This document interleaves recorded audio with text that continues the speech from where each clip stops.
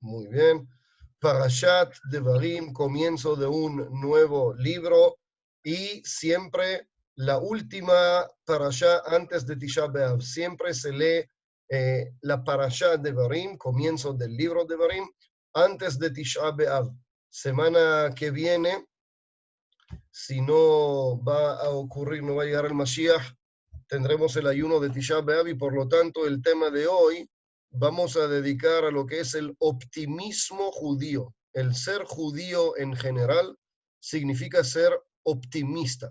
El ser judío es decir permanentemente que el mundo está camino a un mundo mejor, a un mundo de arreglar y corregir en lo que pecó Adam Arishon. Esto es un judío. Y si hay maldad, y hay crueldad, y hay dificultades en el mundo, y hay, entender que esto es algo temporal. Esto no son solamente palabras bonitas. Estos son los dos últimos principios de fe que nos enseña el gran maestro, el Maimónides. Y voy a abrir un segundito para poder leer juntos estos dos principios. Así nos enseña el Maimónides. En el principio 12, en el penúltimo, en hebreo, אני מאמין באמונה שלמה בביאת המשיח, ואף על פי שיתממע עם כל זה אחכה לו, que el Mashiach vendrá, y aunque se demore, esperamos cada día su llegada, e incluso un mundo donde los muertos resucitarán.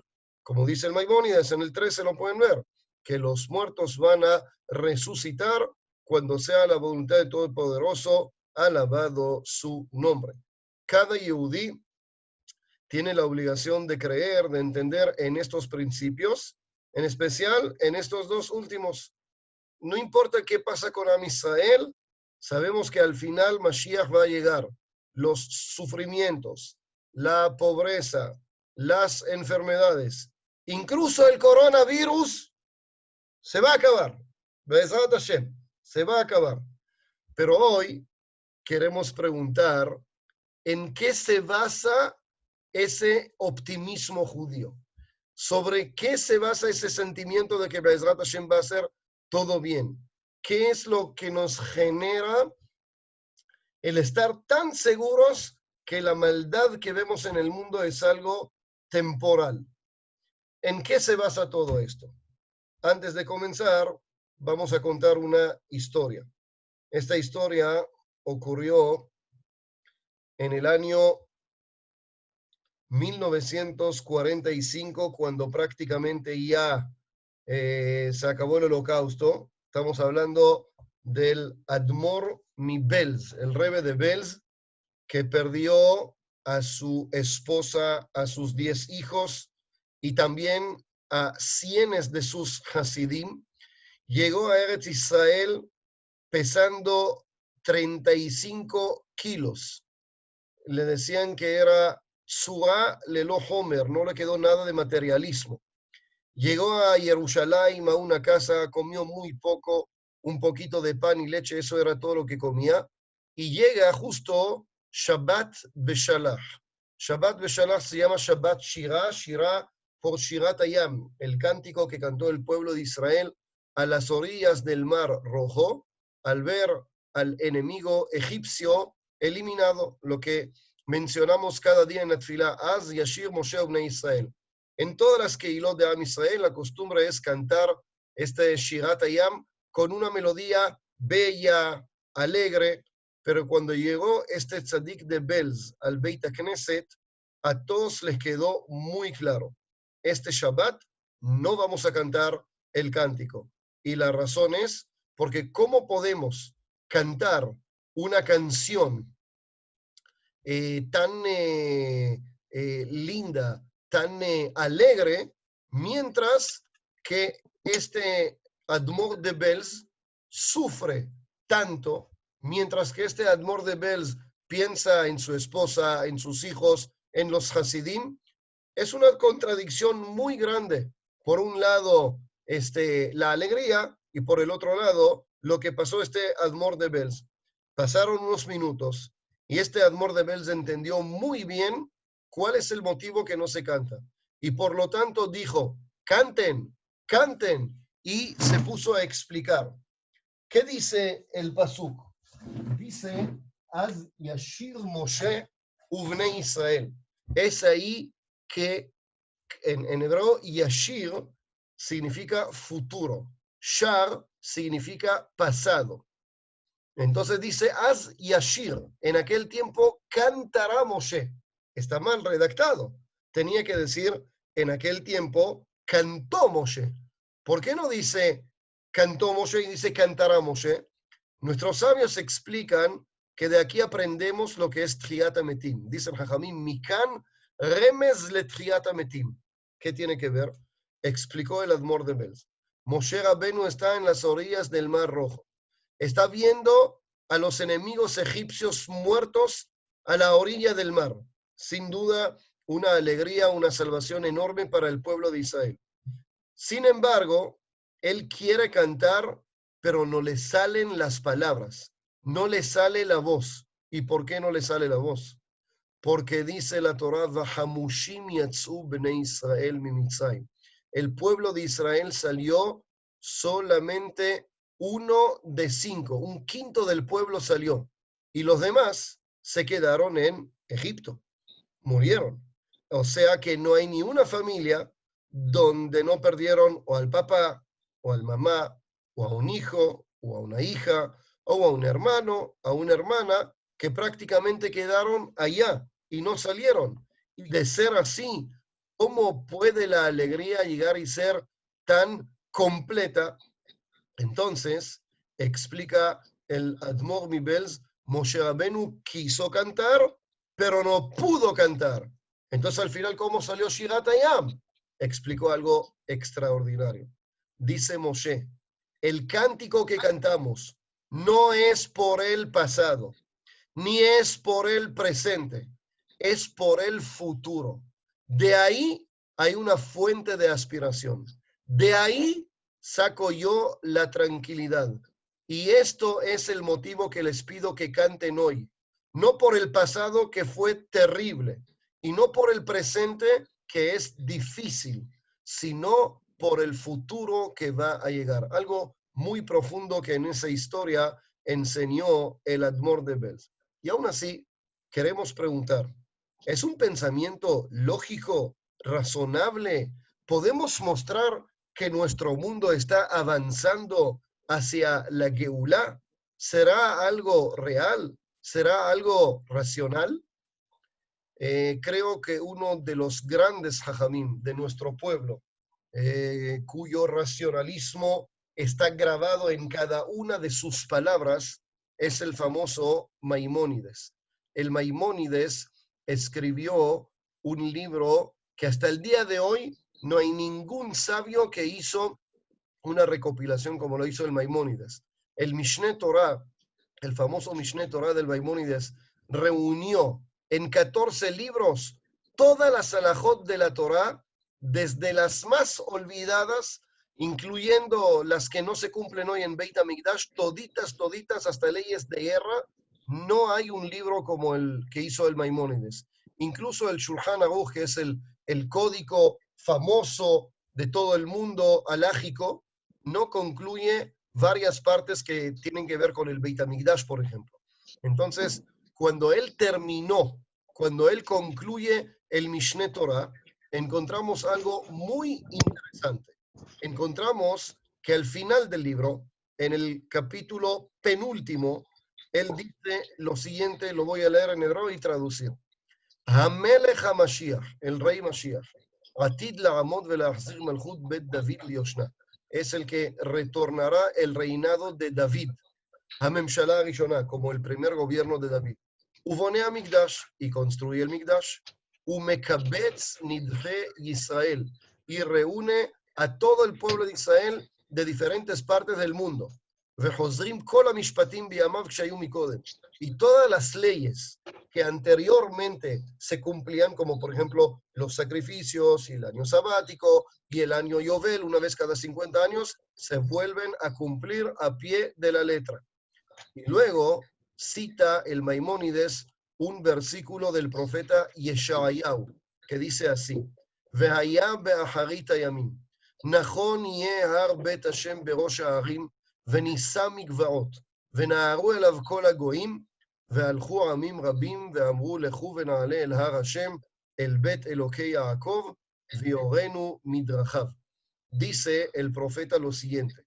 Si quieren ver, es en el profeta Yeshayahu, capítulo 2, versículo 2 y 3. Y acontecerá en lo postrero de los tiempos, que será confirmado el monte de la casa de Hashem por cabeza de los montes, y será ensalzado sobre los collados, y correrán a él toda la gente, o sea, todos los goim. Y vendrán muchos pueblos, y dirán, venid, y subamos al monte de Hashem, a la casa de Dios de Jacob. Y de repente de ahí el versículo que rendimos al Dios de Jacobo en el himno peruano. Y nos enseñará en sus caminos, y caminaremos por sus sendas, porque de Sion saldrá la ley, y de Jerusalén la palabra de Hashem.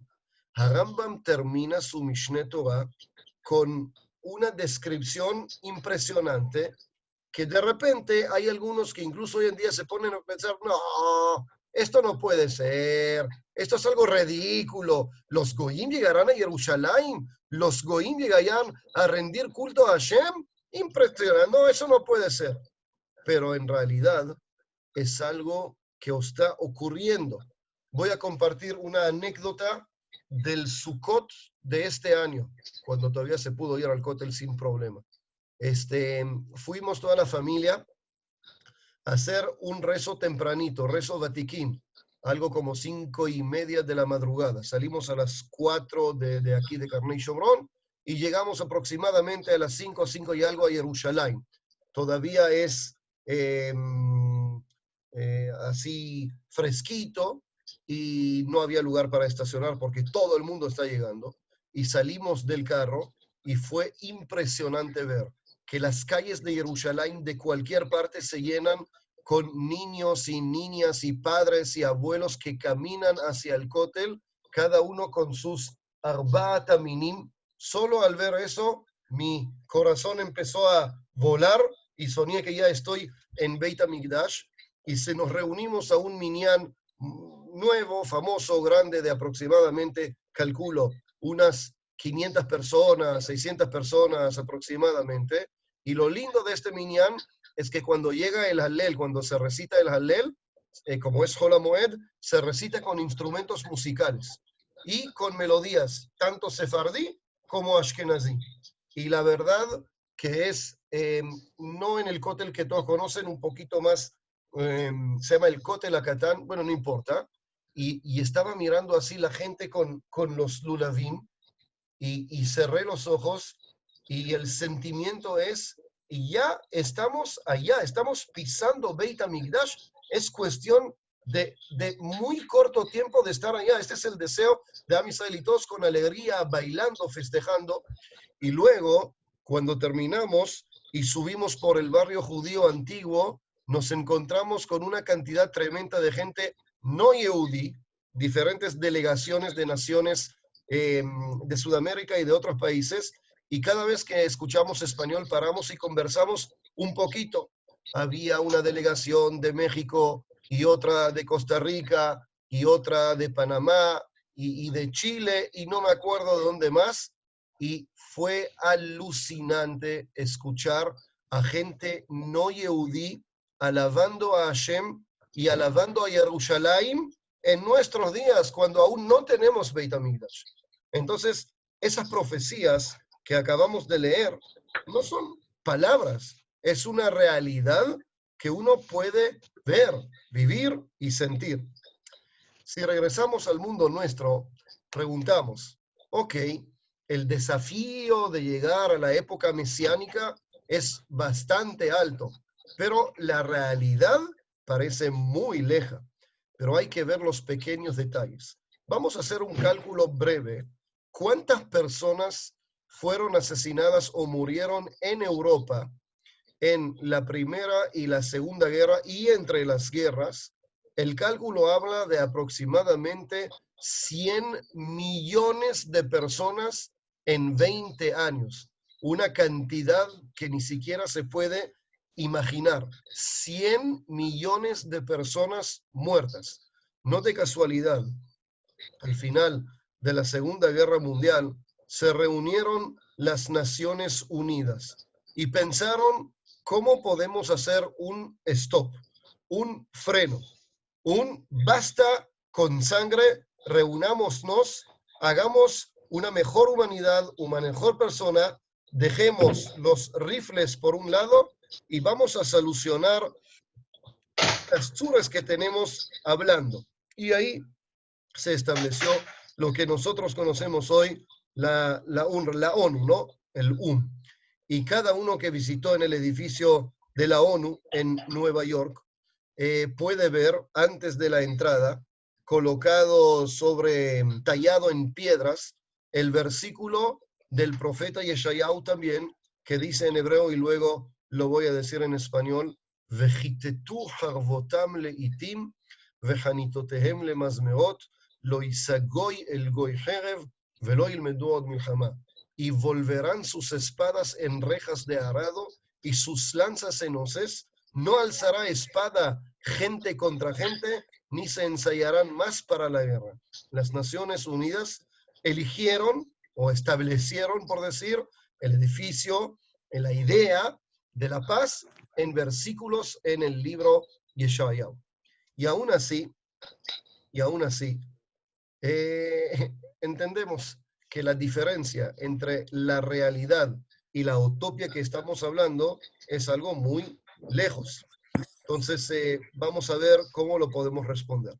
En el mundo en el cual vivimos, hay varias personas cuyo objetivo es proyectarse a hace 50 años más adelante cómo va a ser la cosa. En 50 años, cómo va a reaccionar el mercado, ¿no? Por ejemplo, si todo el mundo entiende que la gente compra y compra y compra y compra y compra con dinero que no tiene, o sea, con crédito, es muy lógico que llegará un momento donde todo va a explotar. La gente no va a tener cómo pagar sus deudas y como ocurrió en diferentes lugares en el mundo, en Estados Unidos y otros, toda la burbuja esa va a explotar. En el mundo en el cual vivimos, ¿cómo van a ser la Geulá? Nosotros como Yehudim tenemos bien claro, la Geulá va a llegar. ¿Y por qué? Porque esta es la conducta del mundo en los últimos 4000 años. El mundo mismo está corrigiendo al mundo de poco a poco y vamos a mostrar más adelante en diferentes áreas cómo es realidad. El Ramban, Rabbi Moshe ben Nachman, el Nachmanides, dice lo siguiente: ¿te es difícil creer que va a llegar la Geulá, la redención? No nos sorprende. Así fuimos creados. Dice el Ramban algo muy lógico.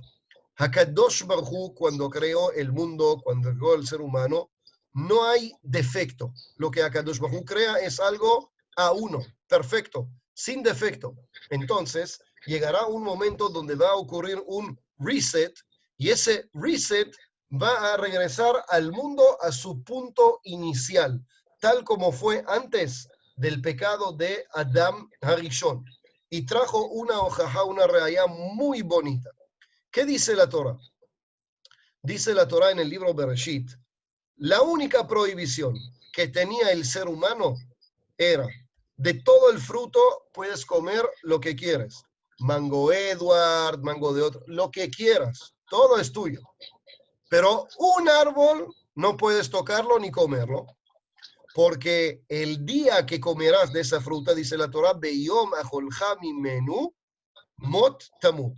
El día que comerás de esta fruta, morirás. Ahora entendamos, si la Torah dice, el día que comerás, morirás, significa que si no comes de esa fruta, no morirás. O sea, que en el principio el ser humano fue creado para una vida permanente, sin muerte. Y el hecho de que hay muerte en el mundo es un defecto que nosotros como seres humanos trajimos al mundo. Lo dice el Rambán bien bonito, quien quiera verlo adentro, en el libro Bereshit, capítulo 2, versículo Yudzain. Lo leo y lo traduzco. Ilulei shehata lo met leolam.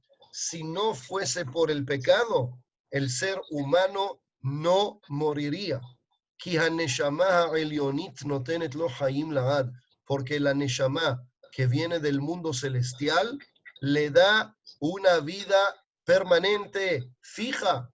והחפץ האלוקי אשר בו בעת היצירה ידבק בו תמיד והוא יקיים אותו לעד. Y el deseo celestial de Akadosh Baruj Hu, al momento de crear al ser humano al principio será que siempre será apegado hacia él y él lo cuidará en forma fija. Creo que se puede aprobar también científicamente. Hoy con el mundo de los genes, sabemos que hay un gene que provoca la debilidad en el ser humano cuando ya es anciano.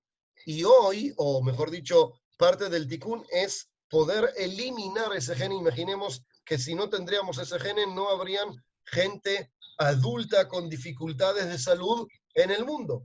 La completitud que creó Akadosh Baruj Hu tuvo o sufrió el defecto por nuestros pecados. Y ahí es donde, como seres humanos, nos convertimos limitados. Entonces, el restart de Hashem puede regresar al mundo a su punto inicial. A esto le quiero agregar algo muy bonito que dice también el Maharal de Praga.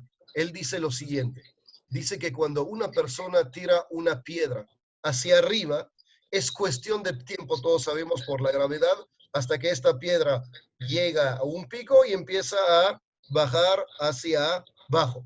De igual manera, explica el Maharal de Praga, obligatoriamente debe ser que Am Israel pasará por el travieso de la Geulá. ¿Por qué? Porque así como hay la gravedad, que esa ley dice que todo tiene que regresar abajo, hay una ley celestial de que Am Israel debe estar en Eretz Israel. Y si pasan 80 años o 100 años o 200 años o lo que sea, al final esto es lo que va a ocurrir. Así explica el Maharal de Praga. Y también dice algo impresionante. Dice que cuando Hakadosh Baruj Hu creó al ser humano, lo que comió el ser humano no era carne, no era parrillada, sino simplemente comía del mundo vegetal. Pero cuando llegaron al mundo esas inquietudes, cuando se puso nervioso, eso tuvo influencia incluso sobre el mundo de los animales y ahí es donde consumimos carne. Así dice el Rambán. Y para complementarlo, dice el Rambán también lo siguiente.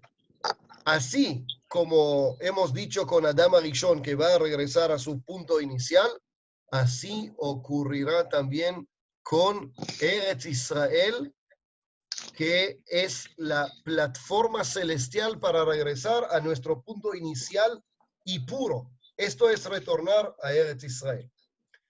Ahora, preguntemos, bueno, muy bien, muy bonito, pero ¿qué es lo que va a complementar al mundo? Entonces, vamos a contar una historia y de ahí vamos a mostrar cómo el mundo avanzó en diferentes áreas. La historia que comentamos ocurrió hace 80 años, cuando la Rusia soviética cayó. Durante mucho tiempo no sabíamos mucho acerca de los Yehudim en Rusia y el gobierno comunista hizo todo lo posible para desconectarlos de su raíz, de su Yahadut, pero hizo de todo.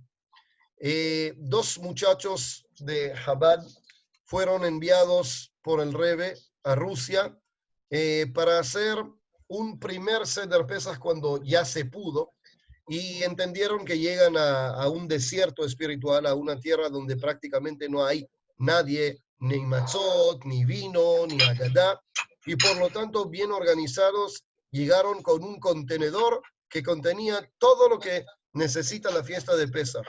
Matzot, yain, agadot, jaroset, carne, huevo, todo, todo, todo, todo. Buscan un sitio donde puedan hacer un gran Leila Seder. Y lo que le dieron es el club que se llamaba Komsomol. Komsomol eran los clubes en donde el gobierno soviético educaba a los jóvenes a odiar la religión, a entender de que Hasu Shalom no hay Dios. Este es el lugar que le dieron. Cuentan los dos que incluso en la entrada todavía existía el famoso símbolo del comunismo. 500 personas, primera vez que se hace tefilá. Algunos de los ancianos recordaron alguito de niñez y comenzaron a llorar, y comienza el Seder y la primera copa y la segunda copa, y cuando llega a la parte de Shfoch HaMatcha LaKoim, es la parte cuando se abre la puerta para Eliyahu Naví, y uno de los muchachos explica que pedimos a Eliyahu Naví que llegue pronto para avisar la Geulá. Se para uno de los ancianos y le dice al muchacho lo siguiente. Dice: joven, cuando hablaron acerca de la esclavitud en Egipto y de lo que ocurrió y de las plagas, ok, me quedé callado. Pero Eliyahu Naví llegará para anunciar la Geulá. ¿De qué hablas? ¿Acaso somos niños en kinder, Mashiach, Beit Mikdash? ¿De qué hablas? Y el muchacho dijo: Ribono Shel Olam, ayúdame a responder sin ofender. Se paró el muchacho sobre la silla y dijo lo siguiente. Le dice: si te diría yo hace 10 años que dos muchachos llegarán de América con todas las necesidades de Pesach, matzot, yain, agadá, etc. Y es más, el gobierno principal de la ciudad, el alcalde, si quieren, él mismo le va a dar la llave del club que antes fue del KGB y de los comunistas, donde estudiaron odiar a Israel y a la religión y a Dios. Y van a hacer un ceder de pesas, y todo esto te diría hace tan solo 10 años. ¿Lo podrías creer o pensarías que estoy en las nubes? Entonces el señor anciano respondió: ni se me pasaría en la cabeza. Y le contestó el muchacho: así como se cumplió esto, se cumplirán todo lo que han dicho nuestros profetas, palabra por palabra. Esta es la emuná. No algo virtual, no un pensamiento que pierde conexión a la realidad, sino algo muy, muy real. El mundo tiene un destino claro y hacia ese destino camina permanentemente. Y vamos a mostrarlo en por lo menos 2 o 3 o 4 áreas. Empecemos con emuná, creer en un solo Dios, el monoteísmo. Entonces, vamos a hablar un poco del mundo. Regresemos un segundito a la época de Abraham Avinu. En la época de Abraham Avinu, todo el mundo era idólatra. Estoy escuchando a Todo el mundo era idólatra. El sol del amor y el sol de la tribu, el dios de la Parnasá y el dios de esto y el dios de la otro. Un niño de 3 años comenzó a preguntar preguntas hasta que llegó a la conclusión de que no hay un dios de esto y dios del otro. Hay un solo Dios que maneja todo. Este niño fue Abraham Avinu.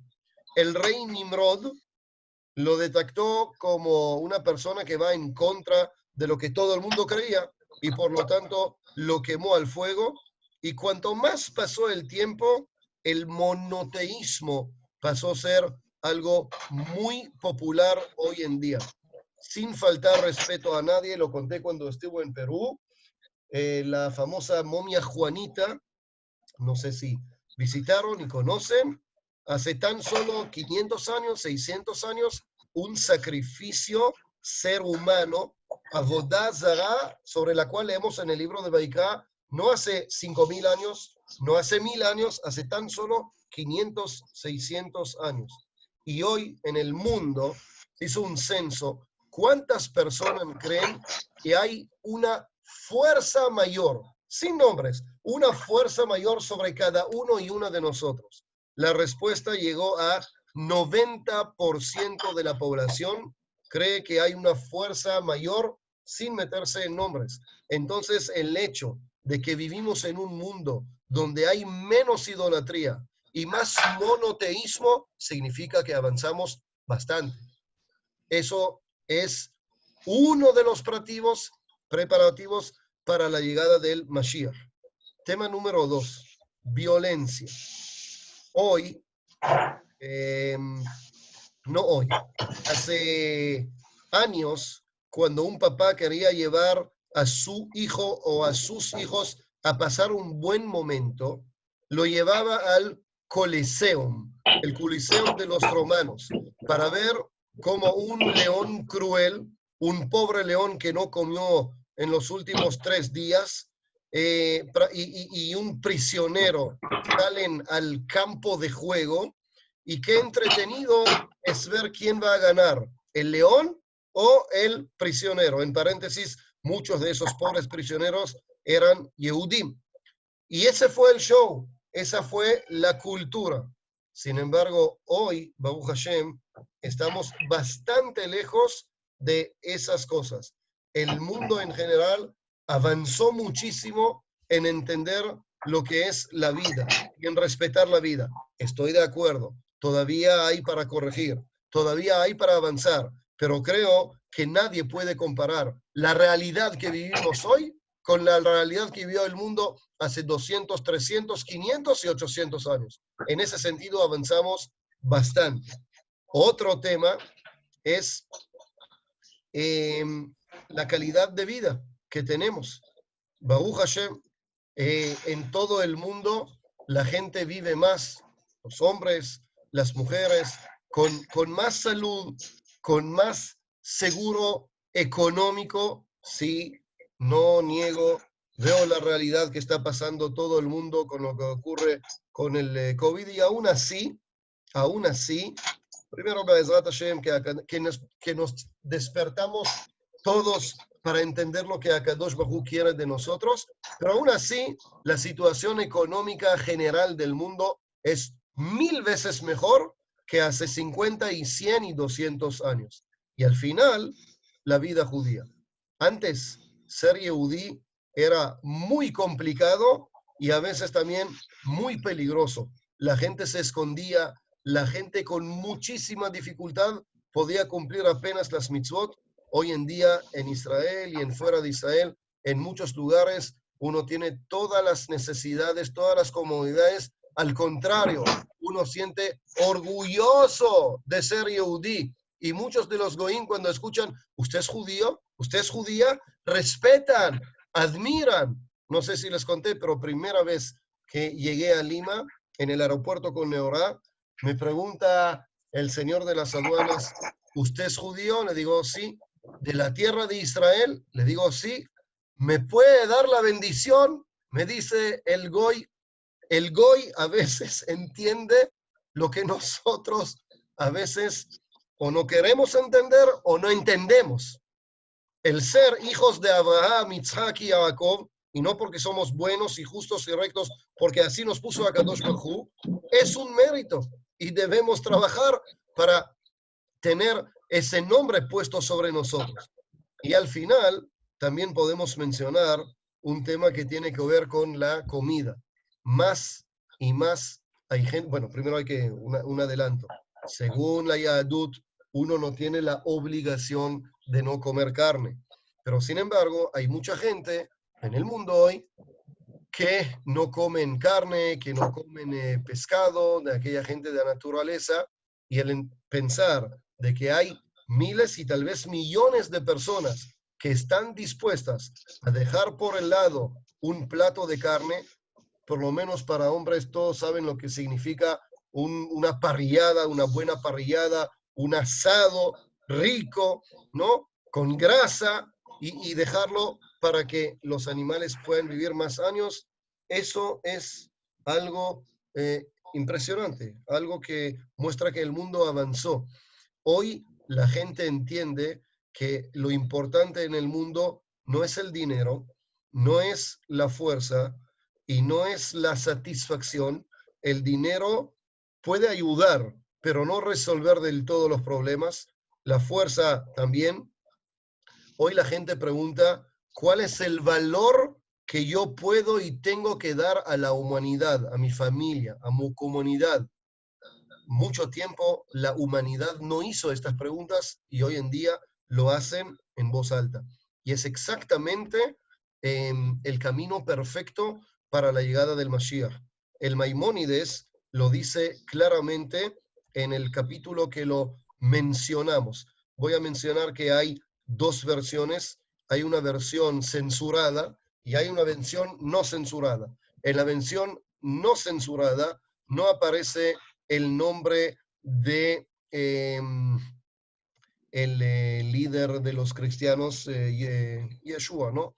El atleta, Elid, y también el nombre del ismaelita. Pero a Rambam hace mención de los dos y así escribe en el penúltimo capítulo de su libro Mishneh Torah.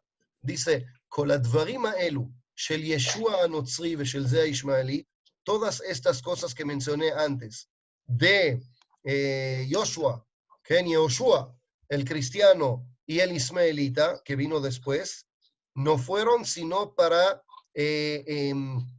enradecer el camino hacia el rey Mashiach y corregir al mundo para que toda la humanidad pueda trabajar a Kadosh Baruj Hu juntos. Como dice el versículo, llegará un momento que la grandeza de Hashem será tan grande, es tan grande hoy, es enorme hoy, pero va a ser más grande aún cuando todos los goim se inclinarán delante de Hashem. De hecho, es parte de nuestra tefilá en Aleinu Leshabeach. Yakiru veyedeu kol yoshvei tevel ki lecha tocha kol berach. La humanidad completa llegará a rendirle el culto a Kadosh Baruj Hu en Beit HaMikdash, conociendo su grandeza. Y dice el Rambam, ופשטות דברים אלו באים הרחוקים ובעמים רבים ערלי לב. Y estas cosas, la emuná en el ejad, el monoteísmo, se explotó en el mundo y llegó hasta los lugares más lejanos que conocemos. Esto es lo que ocurre. En los últimos 50 años, el mundo desarrolló muchísimo, muchísimo, muchísimo para la llegada del Mashiach. Y antes de terminar, vamos a mencionar un pasuk que tiene que ver con Shabbat, pero tiene que ver con todo lo que hemos dicho, y es el siguiente.